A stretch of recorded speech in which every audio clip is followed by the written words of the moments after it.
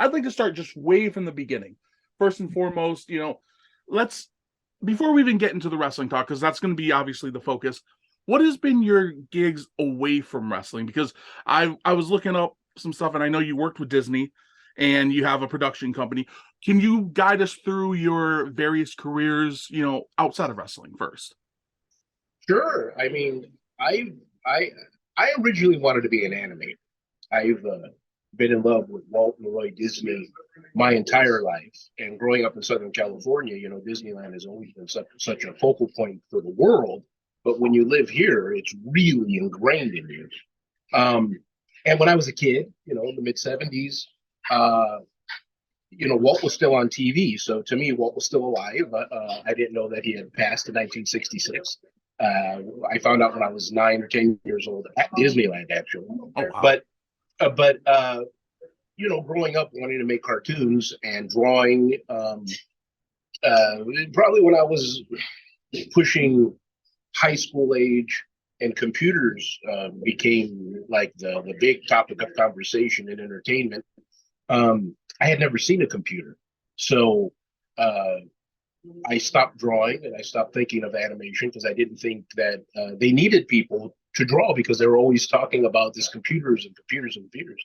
So I went towards video instead in high school, and took a couple of they're called ROP courses, Regional Occupational Program, and I was lucky enough to have a teacher, instructor. I guess he's not a real teacher, a licensed teacher, credentialed teacher. His name was Bob Carroll, and Bob was an engineer, and I took to him real well, and he took to me. So I learned television from him, and he was all over Southern California with news and whatnot, and um, and I really enjoyed what he did. He produced a show out in the Inland Empire called Inland Valley Sports Scene Magazine, which we went and we covered prep sports, and so that's when I started running camera, and that was my first real gig as a television person, production person. So we did like football and baseball and basketball, and we did all this great stuff all throughout my high school. I never went to college. I've never stepped foot in a college classroom or a lecture hall or whatever they're called. And I flim flam my way into television in Springfield, Missouri, uh, right out of high school, really in the early '90s. But uh, I've done everything from news to documentaries to sports to uh, uh, wrestling, MMA, you name it. I've virtually been a part of it. Red carpet events for the Oscars and the Emmys. Boy, just tons of stuff. When you broke into All wrapped up in news, there. when Mhm. you were breaking into news, were you strictly behind the scenes doing video? Because I know eventually you became an on-screen presenter, but was that later? Did that come later on? Oh, it came way later. Um, in news, when I got to Missouri, um, uh, I just started shooting freelance for all the stations in town, ABC, NBC, CBS, Fox back then, and then I moved into studio production and directing and producing news, and then ABC Sports and ABC News, ESPN. I directed a lot of NCAA 2 sports, basketball, volleyball, badminton, um, football, a lot of Southwest Missouri State University football and sports because that was in Springfield, Missouri, where I was.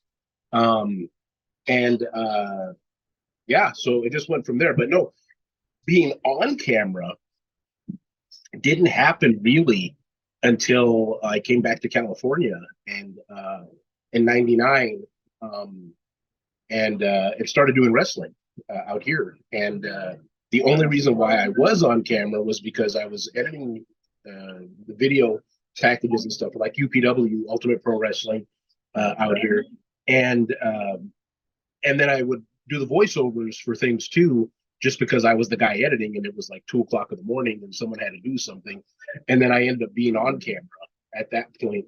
Um, I never had the ambition to be on camera. I never thought I could be on camera. Uh, I did have news people tell me that I could be a reporter or an anchor if I wanted to, but I never really pursued that. Growing up, I stuttered, so I never felt that I had a good speaking voice. And I corrected that by reading the newspaper out loud to myself every day, cover to cover, every page, and tried not to mess a word up, and take my time and pronounce the words and that kind of stuff. So I was also in an ESL class in elementary school because growing up in my neighborhood where I grew up, it was all Hispanic, and I'm Puerto Rican, grew up in a Puerto Rican house, and their dialect was Spanish versus a Mexican dialect versus a Guatemalan dialect. Everybody speaks a Colombian, everybody speaks a different type of Spanish. So that really confused me, I guess, as a child. So I was in an ESL class for 2 years to correct my English, but I still had to stutter. And that probably didn't go away until 6th or 7th grade. But then, I just never had confidence in myself to do that.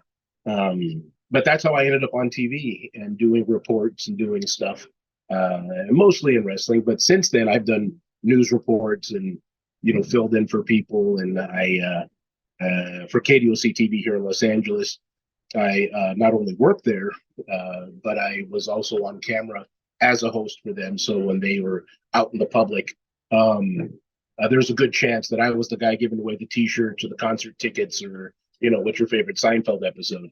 So I got into that much later in my career.